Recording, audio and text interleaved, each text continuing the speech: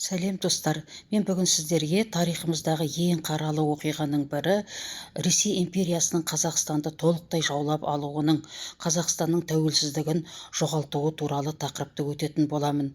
Сондықтан осы тақырып сіздерге қызықты болатын болса, менің каналыма тіркеліп кетіңіздер. Сабақтың тақырыбы Ресей империясының Қазақстанды қосып алуының аяқталуы. Бұған дейін Ресей мемлекеті Қазақстанның кіші жүзді және орта жүзді түгелдей өзіне қосып алған болатын. Енді 19 ғасырдың 50-60 жылдарында Орынбор әскери шебінен және Омбы әскери шебінен әскери күштер шығып, ұлы жүзді бағындыру үшін ілгері қарай жылжыды. Ресейдің ұлы жүзді қосып алуының қандай себептері болды және алдына қандай мақсаттар қойды? 19 ғасырдың екінші жартысында Ресей империясында өнеркәсіп қарқынды дамыды. Сондықтан да өнеркәсіпті дамыту үшін арзан шикізат көзі керек болды және арзан жұмысшы көзі қажет болды. Екіншіден, сауда күшті дамыды. Сондықтан товарды шығаратын жаңа жерлер қажет болды. Бұл Қазақстандағы Жетісу мен оңтүстік Қазақстанның алатын маңызы зор болды. Себебі Жетісу мен оңтүстік Қазақстан жібек жолында орналасқан, гүлденген көптеген қалалары бар маңызды орталық болып саналды. Үшіншіден, Қазақстанды толықтай жаулап алып, Орта Азия мемлекеттерін бағындыру мақсаты да тұрды. Қазақстанға көршілес жатқан алып мемлекет Қытай мемлекеті де Ресейдің бұл саясатына қарсы бейтарап саясат ұстанды. Себебі Қытайдың өзінде тайпендер көтерілісі болып атты, азамат соғысы болып атты және Шығыс Түркістанда түрлі қозғалыстар, көтерілістер болып атты. Бұл Қытайдың іргесін шайқалтты. Сондықтан Қытай мемлекеті Ресейдің саясатына қарсы шыққан жоқ. Ресей мемлекеті Қазақстанды қосып алуда түрлі әдіс-тәсілдерді қолданды. Біріншіден бекіністер салып, сол арқылы әскерменен соғыс арқылы жерді тартып алды. Екіншіден патша үкіметі елдегі ықпалды адамдарды, сұлтандарды өз жағына сатып алу әдісіменен тартты. Оларға жер дауына байланысты мәселелерін шешіп берді, шен-шекпендер үлестірді, ордендер, медальдар берді, сондай-ақ ақша бағалы сыйлықтар беріп өз жағына тартты. Үшіншіден, бұл кезде оңтүстік Қазақстан менен Жетісу Қоқан, Бұқар, Хиуа хандықтарына қарайтын. Ал Қоқан хандығы, Бұқар, Хиуа хандықтары қазақтарды өте қатты езді, қатты озбырлық жасады. Бұған шыдамаған қазақтар өзінің еркіменен Ресейге қосылуға мәжбүр болды.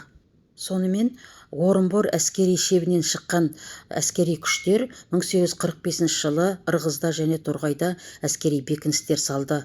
Және 1847 жылы Сырдария өзенінің сағасын басып алып, бұл жерде Райым қамалын салды. Ал 1848 жылы Қазалы бекінісін салу қолға алынды.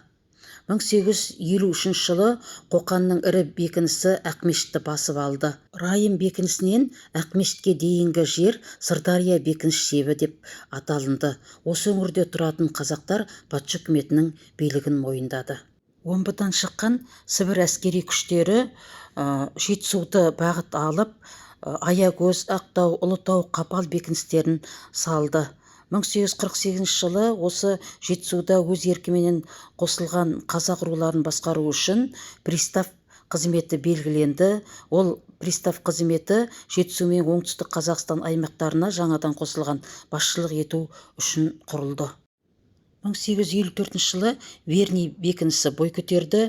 Осы Верный бекінісіне орыстардың 500 солдаты мен офицері орналасты. Ал келесі жылы Сібірден 400-ге жуық шаруа отбасы көшіріп әкелінді. Бұндағы саясат осы жерге Іленің сыртқы өлкеде өздері тұрақтап қалып, Қазақстанды жаулап алудың негізгі тірегіне айналдыру үшін осындай саясат жүргізді. Орта Азия хандықтары Хиуа және Қоқан хандықтары Ресей үкіметіне қарсы барынша қарсы тұрды. 1860 жылы полковник Циммерман бастаған әскер Шу өзенінің аңғарына келіп, Пішпек және Тоқмақ бекіністерін басып алды. Қоқандықтардың жалпы саны 20 мыңға жететін әскері болды және 40 зеңбірегі болды. Шешуші шайқас, орыстар менен Қоқанның арасындағы шешуші шайқас 1860 жылы Ұзынағаш түбінде болды. Осы шайқаста Қоқан хандығы тасталқан болып жеңілді. 1864 жылы Ресей әскерлері Меркі әскери бекінісін басып алды. Әулиеатаны, Шымкентті, Түркістан қалаларына шабуыл жасап, оларды да басып алды. 1865 жылы Ташкентті Ресей әскерлері басып алды. Сөйтіп, орыс әскерлері Қоқан езгісінен қазақтардың жерлерін тартып алды. Бірақ қазақтар Қоқан езгісінен құтылғанымен енді орыстардың езгісіне түсті. Ташкенттің құлауыменен Қоқан хандығы біржолата жойылды.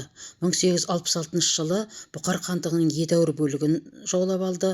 1870 жылы Хиуа хандығының астанасына да басып кірді.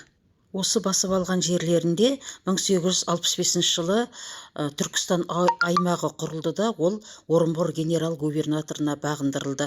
Бірақ 2 жылдан кейін 1867 жылы орталығы Ташкент қаласында болған Түркістан генерал-губернаторлығын құру туралы жарлық шықты.